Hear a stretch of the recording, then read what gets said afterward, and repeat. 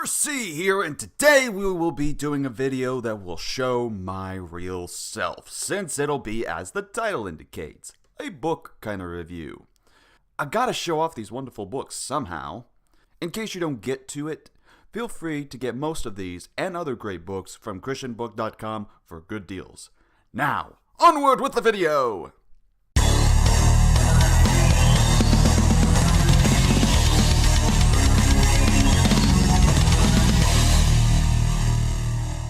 What is up? RC Apologist here, and as anime version of me said earlier, we are going to be doing a video covering some books on those who would be interested in studying on about the Old Testament. So, I guess you can't really see it there, can you? But basically on here we got like a bunch of books that are piled up, and we're gonna go over them, and of course, about 5 others that I don't have in physical form, but in PDF form. And I want to at least share some of those with you, so that way you can at least get a good gist as to what to get if you are wanting to look into some Old Testament study books, or if you're someone that is starting to get into it and you want to learn more, or maybe you're an atheist or a Muslim or some other thing and you want to study more into the Old Testament, since there's so many New Testament stuff that is out there that people have covered in articles and videos as well as books, but don't know where to start with the Old Testament if that's what you're looking for. Well, the first thing is we have to consider that the Old Testament being written in Hebrew, you gotta have some sort of dictionary for that, and as a result, main thing I'd recommend is a lexicon. At the moment, one of the standard lexicons that would be suggested is the Brown Driver Briggs lexicon, especially this particular one, because it's easier to look around. All you need is the number of the Hebrew Strong's number, and it kind of puts it in that order by the number for you to look it up, whereas most of them you have to know and look it up like in an ABC kind of dictionary, except in Hebrew, which can make it a lot difficult for those who haven't studied or looked into much Hebrew. So that way this makes it easier for those who are just trying to look for the word. And the best part is that not only does it apply definitions, it also applies certain context applications. So in other words, how do I know it means this? And it even shows examples of where it would mean this and where it offers that context to be applied. So that's the one thing I would recommend, is getting yourself a decent Hebrew lexicon. And this would be an easy one for people to get. That would be a good standard for some. Now, to get on to the big books. So first thing we're going to go over is one by a man by the name of Kenton L Sparks. Definitely not a conservative among the evangelical community, or just biblical scholarship in general, but he has written a book. Now, mind you, before I continue onward with this, that not everybody in this is going to agree with me, or I will agree with anything on what they say. So that's the thing, you have to discern and figure out how you're going to go about these certain books and find out what their strengths and their weaknesses are. So that's the one thing you got to keep in mind and consider, rather you're being any perspective that I mentioned earlier within this video. But as I was saying, Kenton L Sparks, An Ancient Text for the Study of the Hebrew Bible, a Guide to the Background Literature. And what this ultimately does is that it offers the introduction to various different writings that were around during the ancient Near Eastern period of the Hebrew Bible. So in other words, when you hear about like the flood stories, like the Epic of Gilgamesh and other Babylonian or ancient Near Eastern flood legends, that's where we're gonna get into it, and it's gonna lay out the introduction, commentary on this, the composition, the authorship of these specific works, the time period in which they're dated. All these things get explained in this nice book, which is about 400 pages long, of just going over these different texts, like going over ancient Near Eastern law codes, such as, for example, in this particular one, we're seeing in the Egyptian hymns, prayers, and laments. In the several texts, we see the hymns and prayers to Aten, the cult hymns and prayers to the gods, Egyptian letter prayers, funerary hymns and prayers to the gods. We go over more Ugaritic love poetry, like the rites of divine marriage and Eucharitic marriage song. So we see all these other different things that are there, and you can pretty much look them up, and they offer an introduction. So it's good for those who are trying to do a study on the ancient Near East and the culture surrounding it in general. So it's good to do a nice survey of this on the ancient Near Eastern culture in general. I just keep noticing that there's almost looked like something was there, but then I realized the shadow of the blanket. So it kind of spooked me there for a second. So we have Introduction to Biblical Hermeneutics, which can be New Testament focused, but it's also got a good section focused on Old Testament as well, especially by the time we get to one of these chapters or parts, which is Understanding the Text, Meaning in Literary Genres. We start getting into the issues about prophecy, poetry and wisdom and narrative. So, and of course, the issues of New Testament accurately used, the Old Testament, so we focus on exegesis and hermeneutics in response of the application of the Old Testament. And so it's good for pretty much any good hermeneutic in general, and we're going to need hermeneutics whenever we engage in studying any book of the Bible, especially the Old Testament. Next is a Old Testament translation that came out in 2018. I forget what date exactly, but I do know that it was pretty late, and it was a good thing that I got this one for Christmas.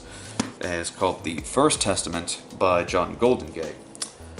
John Goldingay is a very good Old Testament scholar. Again, some things I would disagree with him on, but he does have some interesting translations of some texts. And in fact, one of them that we can go to is in the book of Job. So if we go ahead and head there, which is in the wisdom literature, in Job chapter 1 verse 6 it says, "There was a day when the divine beings came to take their stand with Yahweh," the divine council being, and then it says, "The adversary too came from among them." So notice here it says, came among them. It doesn't say Satan came among them, but rather that it was the adversary.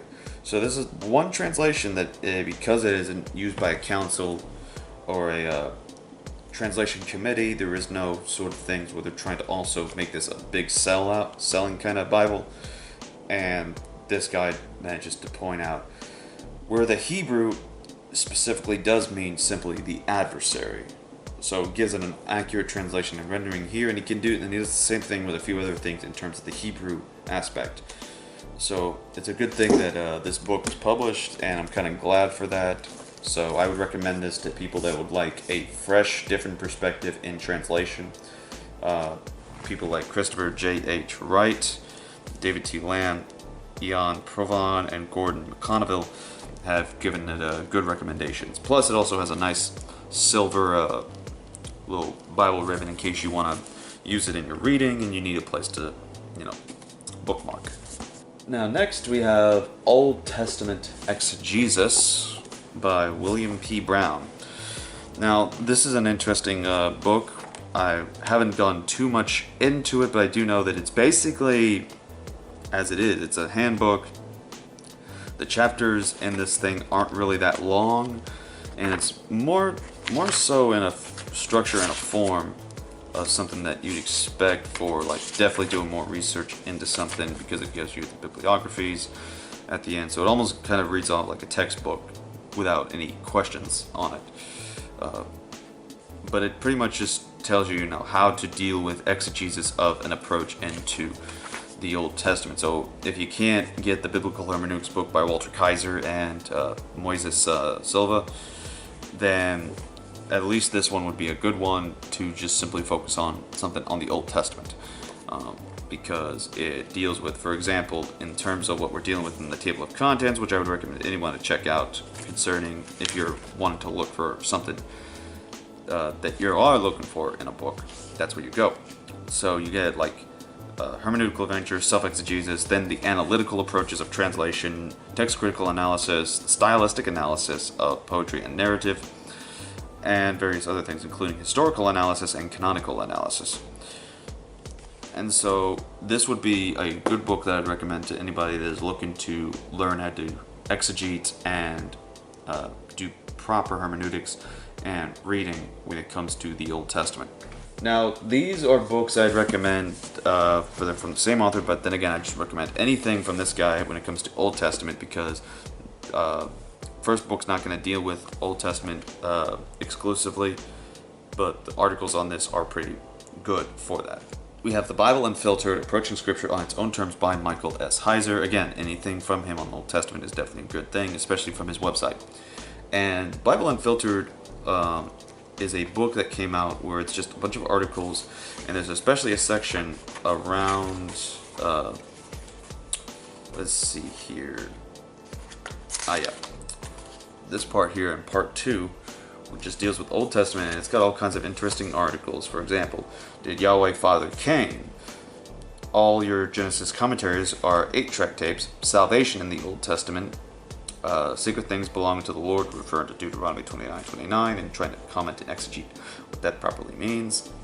The politics of marriage, Samuel's ghost and Saul's judgment, Yahweh and his Asherah, angels aren't perfect, Jurassic Bible, kind of referring on the young earth creationism controversy, Gog of the supernatural north, denial of the afterlife. So very interesting, like 2-3 page kind of articles that easily go over some good stuff. So I would recommend that for people that are looking at that. And then another one of his is called Angels. Now, Angels deals with simply the topic of the entire Bible about, angels. But it definitely starts off and does a strong focus in the Old Testament concerning a lot of this stuff. Because, again, Michael Heiser is a Old Testament scholar, so that's where most of his field's going to be. And it's interesting to look in this stuff, and especially continuing, in my opinion, a good work of the divine council stuff that he talks about, especially in the book Unseen Realm. So to me, this is like a spiritual sequel to the Unseen Realm, and I would recommend this book to anybody, especially who's curious about angels and how they operate. But if definitely wanted to look into that in the Old Testament, this would be the place that would help shatter those misconceptions we usually have had about angels growing up. Now, the next book that I want to cover is an interesting book. I recently got this one, and this one is from Joel S. Baden, who is a professor of Hebrew Bible at Yale Divinity School. So it's a very prestigious academy and not exactly home to the conservatives either. So again, you sometimes have to be careful in what this type of school teaches concerning the theological liberals of these camps. But it's called The Biography, or The Book of Exodus, a Biography, from Joel S. Baden, and this was published by Princeton Press. And the thing I like about this is that what it tries to do, it's part of a series called The Lives of Great Religious Books, which just does that with just any kind of religious book in general. They did it with the Book of Mormon. They've done a couple of books from C.S. Lewis. So they've covered any religious book and focused on a good detail of it. And so for this one here, the Book of Exodus, it covers Exodus, and while again you have, especially by the time you get to page 14, 15, you deal with a guy who affirms the documentary hypothesis and doesn't believe that Moses wrote any part of the Torah or the 5 books of the Bible, especially of Exodus. What you do have, though, is some good and interesting stuff in here. I was reading this, and what I did find was that, concerning the issue of the historicity of the account, it even mentions, about there is no archaeological evidence, at least concerning the biblical narrative of the Exodus, but it says at the same time, it must be admitted that the lack of material remains is an argument from silence. Absence of proof is not proof of absence. But then there's the whole thing that we still at least need something. But it goes on to say in page 5 of the book, if the archaeological evidence suggests that the Exodus story did not take place as described in the Bible, this does not necessarily mean that there is no factual basis at all for the narrative. and of course makes reference over to suggesting people to check out. And this is another book I'd probably recommend for some of those that want to take a different look at it, from Richard Elliott Friedman on the Exodus. So check that one out for two. But he goes on to say, as has frequently been observed, it is difficult to imagine that the Israelites invented from whole cloth an origin story of enslavement and escape. In part, this is because the story is so unflattering. Who, given the chance to invent their past, would choose to have it begin in abject submission? We can, in fact, compare the Exodus with Israel's alternative origin story, that of the patriarchs recounted in Genesis. Many scholars have concluded that these two stories were originally distinct. The tales of the patriarchs, in which Israel's ancestors are promised the land and move from place to place in Canaan, settling down roots, building altars, purchasing land, burying their dead, represent one explanation for how Israel came to occupy its territory, and the story of the Exodus, in which the Israelites enter Canaan as a conquering army from outside the land, represent another. The patriarchal story is conceivably the kind of past that a people would invent for themselves. If not triumphant, it is at least entirely positive. The Exodus story, with its depiction of the Israelites as foreign subjects, suffers by contrast. So what it kind of does is do like this sort of what's the criterion of embarrassment, if you will, concerning that it's kind of embarrassing for them to use a story like going from being subjected to imprisonment and then all of a sudden just coming out and escaping. It would have been something that is a terrible thing to make up and invent if it is fictitious, so that there is some history that is rooted in the Exodus story. It does provide a good means of explaining that the Exodus is indeed a historical account, though there's of course different approaches on how we go about it. So that's why I would suggest, again, take what you will of the material in here, whether you agree with all of it or not. I certainly don't agree with documentary hypothesis or some of the other kind of stuff that the author might take, but as far as at least some of the minimal facts that are in here, I can at least go with that and at least make my own conclusions on the matter. Next, I want to go over these other two that are new to me and I've still been reading. This one's just going to be brief. John Golden Gay returns again with the Old Testament ethics. So he makes this shortly after the release of the First Testament, and this one is good. It is pretty much just a book dealing with a short survey of different concepts in Old Testament and ethics. So the mind and the heart, wealth, truthfulness, some aspects of the books of Leviticus and Genesis, how are we to view leaders, what about cities, how should we treat migrants in light of Old Testament, parents and children, people who you can't have sex with. Like, it goes to a good degree. I'm just kind of ashamed that this didn't get to talk as much on the issue of slavery as much, or have a chapter dedicated to it, but it does cover some stuff that I think a lot of people might be satisfied with, especially the one aspect here on chapter 20 where it deals with women. So again, any book that you might want to check out, this would be a good one. It's a short, brief thing, but I would still recommend looking into some of the others, including Christopher J. H. Wright, who is the author of Old Testament Ethics for the People of God, which even he recommended and suggests that this is, quote, what a winsomely fresh book. So get that along with your library, along with this if you're looking into ethics. And then the next one is Confronting Old Testament Controversies, which is a recent one that came out. I immediately, as soon as it got ready to be ordered from christianbook.com, I immediately said, I'm getting it. And Tremper Longman III is the publisher of this, or the author of this, and it is published by Baker Books. And this deals with pressing questions about four subjects, 4 chapters. Evolution, dealing with evolution, science, and creation. Controversy because he affirms evolution, has done work with biologists before. Sexuality, history, and violence. And I definitely like the part about violence because he deals a lot with dedicates a certain segment in dealing with Greg Boyd, which is a recent book.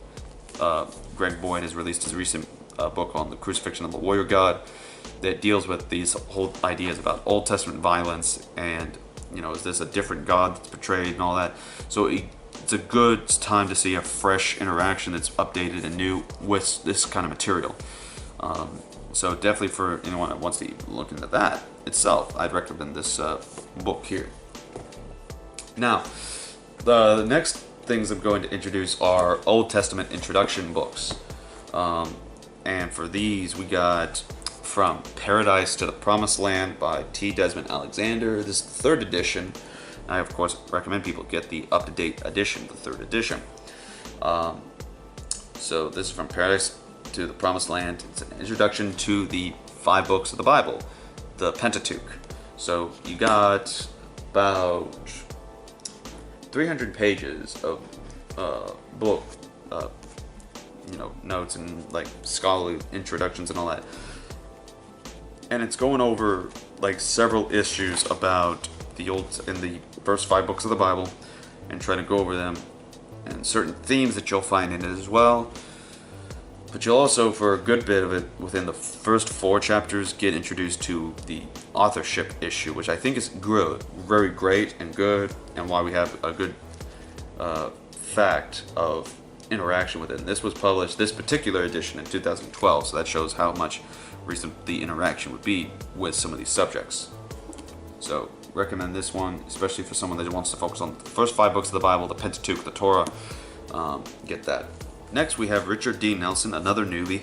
The Old Testament Canon, History, and Literature, which honestly, the main thing, this is definitely a very documentary hypothesis, liberal theological thing, but it does offer some good intake on the Old Testament, canonicity, the historical context of it, in light of especially the people. Introduces a little brief thing on form criticism, which is a different subject. We'll get onto that on another day. But it really does a commentary or a survey of things in light of the documentary hypothesis, as well as just simply to talk about certain interpretations of certain aspects, like the covenants and the commandments. How are we to understand this? So it's not too exhaustive if that's what you would be looking for. It's mostly just brief overviews, but it also even goes over a brief overview of the Apocrypha, and so it interacts with the Apocrypha, and while not accepting it as part of a canon, it would still at least interact with it as ancient Near Eastern literature that's still to be understood and still to be studied, which I would recommend that for any Christian. And in fact, that's why I recommend the Introduction to the Apocrypha by Anthony, I forget the guy's name at the moment. It's off the top, it slipped my mind, but who knows? Maybe one day we'll do an Apocrypha recommendation book series on that, and we'll suggest that one. So, but yeah, if you haven't seen my Apocrypha book video on the matter, please check that out in my channel. Just look up RC Apologist, Apocrypha, and it should come up. Next is Exploring the Old Testament, a Guide to the Pentateuch. So this is again another just Pentateuch thing, but it's all part of the same series, Exploring the Old Testament. And I decided to get this one because I want to focus on that. And it's from Gordon J. Wenham. So Gordon J. Wenham decided to write this, and it's written very easily, so it's nothing too complicated. It's written kind of very easy textbook stuff. Got the nice layout, so you can, again, not have to read the whole thing. It's just laid out for certain things that you're looking for and focusing on in particular, in specifics. So, and as it says here, it's the latest scholarship on the composition of the Pentateuch, the basic features of it. But however, keep in mind though that as far as the publication of this was 2003, so there could have been new stuff like what we see here in Richard D. Nelson's book, and of course T. Desmond Alexander. So always consider it, in my opinion, getting up-to-date scholarship. But if you don't have the money for it, then at least get what you can within the middle grounds. Also, christianbook.com is a good place to get some of these deals, and that's where I get most of my books anyway, so keep that in mind. Alright, next, we only got like about 3 more of the physical books, and then we're going to get to the stuff I have in the digital, which could still, of course, be bought in the physical copies.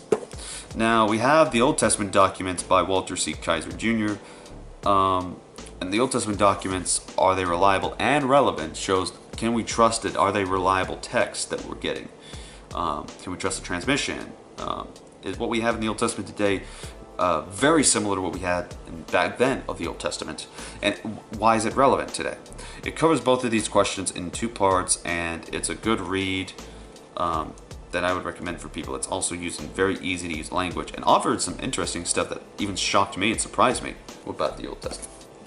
Now, this here is something interesting. Again, I would recommend anything from this guy, John H. Walton.